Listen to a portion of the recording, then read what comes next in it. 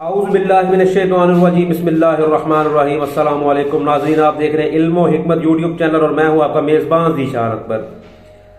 اکثر اوقات آپ نے بھی دیکھا ہے اور آپ سے ملحقہ اور متعلقہ لوگوں نے بھی یہ بات نوٹ کی ہوگی کہ اکثر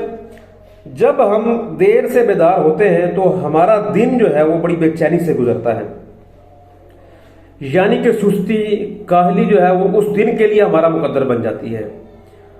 ہم یہ بھی نوٹ کرتے ہیں کہ ہماری نیند بھی پوری ہے، ہمارا کھانا بھی ٹھیک ہے، لیکن اس کے معاملات کے باوجود جو ہے وہ ہمارا دن جو ہے وہ اچھا جس طرح گزرنا چاہیے،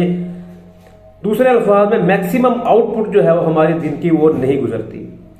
اب چونکہ سوشل میڈیا کا دور ہے، انٹرنیٹ کا دور ہے، ایک ٹیکنالوجیکل دنیا چل رہی ہے، تو یہاں پر ہم نے کچھ اپنے فنڈامنٹل پوائنٹس مس کر دیے ہیں،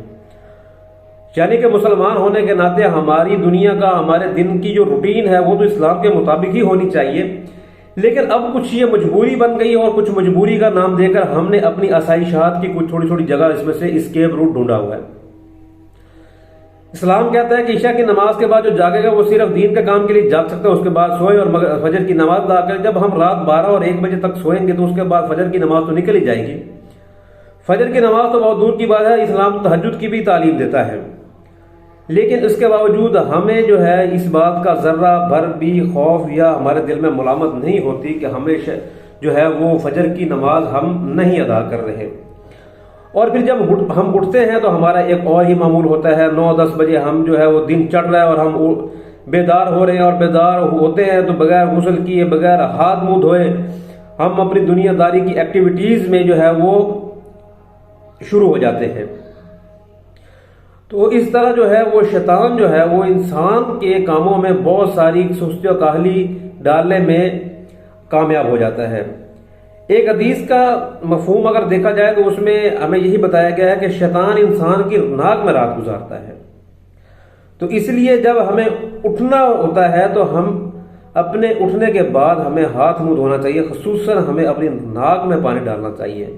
اس کی خصوصی طور پر یا آسانی طور پر یوں سمجھ لیجئے کہ جب ہم جلدی سوئیں گے اور جلدی اٹھیں گے تو فجر کی نماز ادا کریں گے، جب ہم فجر کی نماز ادا کریں گے تو فجر کی نماز کے لیے وضو بھی کرنا پڑے گا، اور جب وضو کریں گے تو نماز ادا کریں گے، تو یہ معاملہ اس طرح تو جان چھوٹ جائے گی ہماری۔ اب یہ اس کا کچھ لوگ سائنٹیفکلی لیتے ہیں کہ شیطان انسان کی ناک میں رات کس طرح گزار سکتا ہے، تو ہمارا اعتبار، ہمارا جو یقین ہے،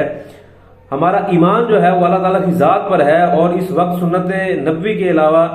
اللہ تعالیٰ کے احکامات کے ان 2 چیزوں کے علاوہ ہمارے پاس کوئی ایک ایسا اتھینٹک سورس آف انفارمیشن نہیں ہے جس پر ہم ریلائے کر سکیں۔ تو چونکہ یہ ایک حدیث کا مفہوم ہے تو ہمیں مینو آنکھیں بند کر کے اس پر یقین کرنا پڑے گا۔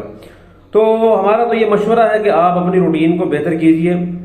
آپ 1-2 دن آپ جو ہے اس کو کر کے دیکھیے کہ جب آپ جلدی بیدار ہوں گے تو آپ جلدی نماز ادا کریں گے، تو اس کے بعد آپ کی جو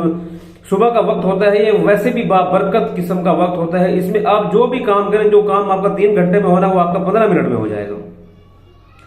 لیکن ہماری ترجیحات ہمیں بدلنی پڑیں گی۔ جب تک ہم اپنی ترجیحات کو اسلامی لبادہ نہیں اڑائیں گے تب تک ہم فجر کی نماز صبح جلدی اٹھ کے نہیں ادا کر سکتے۔ ترجیحات کا تعلق ہمارے خیالات سے ہوتا ہے اور خیالات کا تعلق ہمارے ایمان سے ہوتا ہے،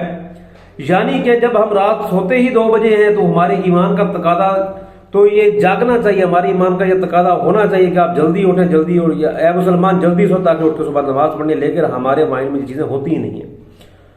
تو ہماری اللہ تعالیٰ سے دعا ہے کہ اس ویڈیو کو دیکھنے والے تمام مرد و خواتین جو ہے وہ فجر کی نماز کا خصوصی طور پر اہتمام کریں۔ ملیں گے کسی اگلی ویڈیو میں۔ السلام علیکم۔